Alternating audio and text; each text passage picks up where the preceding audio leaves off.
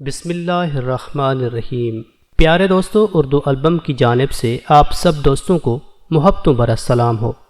آپ کی خدمت میں والدین کی خدمت گزاری کے ایسے 5 واقعات پیش کرنے جا رہا ہوں کہ جن سے فرمانبردار اولاد کو دنیا اور آخرت میں سرخروئی حاصل ہوئی، اور یقیناً کوئی بھی مسلمان بھائی یا بہن اگر والدین کی اس حد تک فرمانبرداری کا ثبوت دے گی تو اللہ کی رحمت سے کبھی مایوس نہ ہوگی۔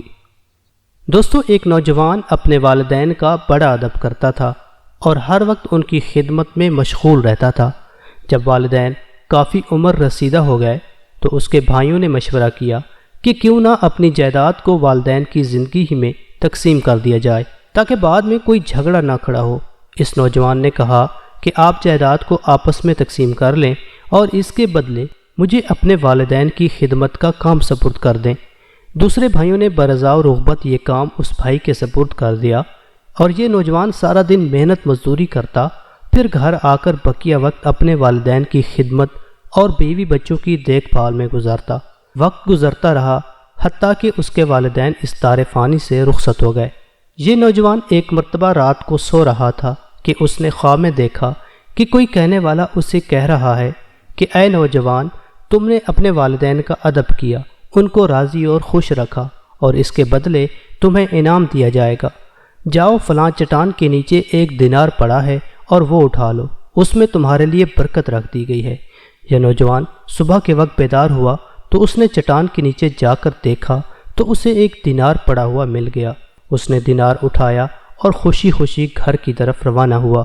راستے میں ایک مچھلی فروش کی دکان کے قریب سے گزرتے ہوئے اسے خیال آیا کہ اس دینار کے بدلے میں ایک بڑی سی مچھلی خرید لی جائے تاکہ بیوی بچے آج اس کے کباب بنا کر کھائیں۔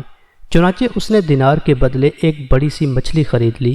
جب گھر واپس آیا تو اس کی بیوی نے مچھلی کو پکانے کے لیے کاٹنا شروع کیا۔ پیٹ چاک کیا تو اس میں سے ایک بہت قیمتی ہیرا نکلا۔ نوجوان اس ہیرے کو دیکھ کر خوشی سے پھولا نہ سمایا۔ جب بازار جا کر اس ہیرے کو بیچا تو اتنی قیمت ملی کہ اس کی ساری زندگی کا خرچہ پورا ہو گیا۔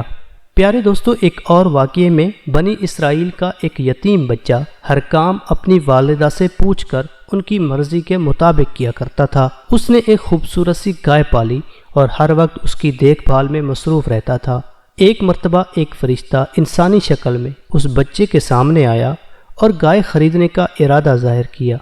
بچے نے قیمت پوچھی تو فرشتے نے بہت تھوڑی قیمت بتائی۔ جب بچے نے ماں کو بتایا تو اس نے بیچنے سے انکار کر دیا۔ فرشتہ ہر بار قیمت بڑھاتا رہا اور بچہ ہر بار اپنی اماں سے پوچھ کر جواب دیتا رہا۔ جب کئی مرتبہ ایسا ہوا تو بچے نے محسوس کیا کہ میری والدہ گائے بیچنے پر راضی نہیں ہو رہی، لہٰذا اس نے فرشتے کو صاف انکار کر دیا کہ گائے کسی قیمت پر نہیں بیچی جا سکتی۔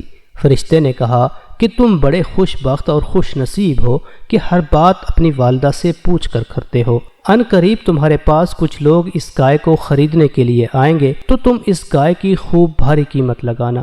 اسی دوران بنی اسرائیل میں ایک آدمی کے قتل کا واقعہ پیش آیا اور انہیں جس گائے کی قربانی کا حکم ملا وہ اسی بچے کی گائے تھی۔ چنانچہ بنی اسرائیل کے لوگ جب اس بچے سے گائے خریدنے کے لیے آئے تو اس بچے نے کہا کہ اس گائے کی قیمت اس کے وزن کے برابر سونا ادا کرنے کے ہے۔ بنی اسرائیل کے لوگوں نے اتنی بھاری قیمت ادا کر کے گائے خرید لی۔ دوستو، اس بچے کو یہ دولت والدین کے ادب اور ان کی اطاعت کی وجہ سے ملی۔ اس سے معلوم ہوا کہ والدین کی خدمت و ادب کا کچھ صلہ اسی دنیا میں بھی دیا جاتا ہے۔ محترم ناظرین، تیسرا واقعہ کچھ یوں ہے کہ بنی اسرائیل کے 3 آدمی اکٹھے سفر کر رہے تھے کہ اچانک موسلا دھار بارش شروع ہو گئی۔ تینوں نے بھاگ کر ایک قریبی پہاڑ کی غار میں پناہ لے لی۔ اسی دوران ایک چٹان اوپر سے گری جس سے غار کا منہ بند ہو گیا۔ غار کے اندر اندھیرا ہو گیا، سانس گھٹنے لگا، حتیٰ کہ تینوں کو موت سامنے کھڑی نظر آ رہی تھی۔ انہوں نے مشورہ کیا کہ کیوں نہ بارگاہ الہی میں اپنے اپنے نیک اعمال کا وسیلہ پیش کیا جائے۔ چنانچہ ان میں سے ایک نے کہا، اے پروردگار عالم، تو جانتا ہے کہ میرے والدین بوڑھے تھے، میں سارا دن بکریاں چراتا تھا اور شام کو گھر واپس آ کر ان بکریوں کا دودھ اپنے والدین کو پلاتا تھا۔ جب ایک دن گھر واپس آنے میں تاخیر ہو گئی تو میں نے دیکھا کہ والدین سو چکے ہیں۔ اے اللہ، میں دودھ کا پیالہ ہاتھ میں لے کر انتظار کرتا رہا کہ جب ان کی آنکھ کھلی تو دودھ پیش کروں گا۔ اسی حال میں میری ساری رات گزر گئی۔ رب کریم، اگر میرا یہ عمل آپ کی نظر میں مقبول ہے تو اس کی برکت سے چٹان کو دور فرما۔ چنانچہ چٹان اپنی جگہ سے سرک گئی اور غار کے منہ کا تیسرا حصہ کھل گیا۔ پھر دوسرے اور تیسرے ساتھی نے دعا مانگی، حتیٰ کہ چٹان ہٹ گئی اور ان لوگوں کی جان میں جان آ گئی۔ دوستو، چوتھا واقعہ ایک عبادت گزار بزرگ کے بارے میں ہے۔ ایک بزرگ رات دن عبادت الہی میں مشغول رہتا تھا۔ ایک دفعہ ان کے دل میں خیال پیدا ہوا کہ اللہ تعالیٰ کے کسی دوست سے ملاقات کرنی چاہیے۔ انہوں نے خواب میں دیکھا کہ ایک نوجوان اپنی بکریوں کو چرا رہا ہے اور کوئی کہنے والا کہہ رہا ہے کہ یہ نوجوان اللہ کا دوست ہے، تم اس سے ملاقات کر لو۔ وہ بزرگ بیدار ہوئے تو انہیں اس نوجوان سے ملاقات کی جستجو پیدا ہوئی۔ ایک دن انہوں نے دیکھا کہ وہ نوجوان اپنی بکریوں کا ریوڑ لے کر راستے سے گزر رہا ہے۔ وہ بزرگ اس نوجوان سے مل کر بہت خوش ہوئے اور فرمانے لگے کہ میں چند دن آپ کے گھر مہمان بن کر رہنا چاہتا ہوں۔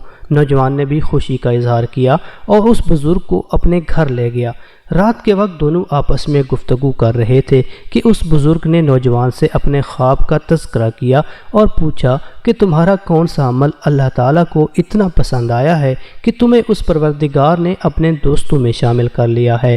یہ سن کر وہ نوجوان آبدیدہ ہو گیا۔ پھر اس نے قریب کا کمرہ کھول کر دکھایا کہ اس میں 2 مسخ شدہ چہروں والے انسان بندھے ہوئے ہیں۔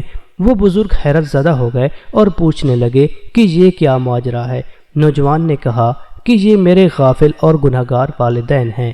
ایک مرتبہ انہوں نے اللہ تعالیٰ کی شان میں ایسی گستاخی کی کہ اللہ تعالیٰ نے ان کے چہروں کو مسخ کر دیا۔ میں سارا دن بکریوں کا ریوڑ چراتا ہوں اور جب گھر واپس آتا ہوں تو پہلے والدین کو کھانا کھلاتا ہوں اور بعد میں خود کھاتا ہوں۔ گو انہوں نے اپنے جرم کی سزا دنیا ہی میں پالی، مگر میرا فرض بنتا ہے کہ ان کی خدمت کروں، آخر میرے تو والدین ہیں۔ وہ بزرگ حیران ہوئے اور انہوں نے نوجوان کو سینے سے لگا کر کہا کہ ہم نے ساری رات عبادت کی اور سارا دن روزہ رکھا، مگر اس مقام تک نہ پہنچ سکے جس مقام پر آپ کو والدین کے ادب اور ان کی خدمت سے پہنچنا نصیب ہوا ہے۔ پیارے دوستو، 5واں واقعہ حضرت اویس کرنی کے بارے میں ہے۔ حضرت اویس کرنی جلیل القدر تابعین میں سے تھے۔ انہوں نے نبی کریم صلی اللہ علیہ وسلم کا زمانہ تو پایا مگر دیدار جمال نبوی سے مشرف نہ ہو سکے۔ ہر وقت اپنی والدہ کی خدمت میں مشغول رہتے تھے۔ ایک مرتبہ والدہ سے اجازت طلب کی کہ مدینہ منورہ حاضر ہو کر شرف صحبت حاصل کر سکوں۔ والدہ نے کہا کہ بیٹا جاؤ مگر جلدی واپس آ جانا۔ حضرت اویس کرنی مدینہ منورہ حاضر ہوئے مگر نبی علیہ السلام کسی غزوہ کے لیے مدینہ سے باہر تشریف لے گئے تھے۔ والدہ کے حکم کی وجہ سے انتظار میں زیادہ نہ رک سکے اور واپس گھر چلے آئے۔ جب نبی کریم صلی اللہ علیہ وسلم واپس تشریف لائے اور آپ صلی اللہ علیہ وسلم کی خدمت میں عرض کیا گیا کہ قبیلہ کرن کا ایک نوجوان آپ کے دیدار کے لیے حاضر ہوا تھا مگر والدہ کے حکم کی وجہ سے واپس چلا گیا، تو نبی علیہ السلام نے اپنا جبہ مبارک حضرت عمر رضی اللہ تعالی عنہ، حضرت علی رضی اللہ تعالی عنہ کو دیا اور فرمایا کہ میری طرف سے یہ ہدیہ اویس کرنی کو پہنچا دینا اور اسے کہنا کہ یہ جبہ پہن کر میری گناہگار امت کے لیے مغفرت کی دعا کرے۔ وصال نبوی صلی اللہ علیہ وسلم کے بعد حضرت عمر رضی اللہ تعالی عنہ اور حضرت علی رضی اللہ تعالی عنہ نے وہ جبہ اویس کرنی کو پہنچا دیا تھا۔ دوستو، بے شک یہ رتبہ اپنی والدہ کی خدمت گزاری کے سبب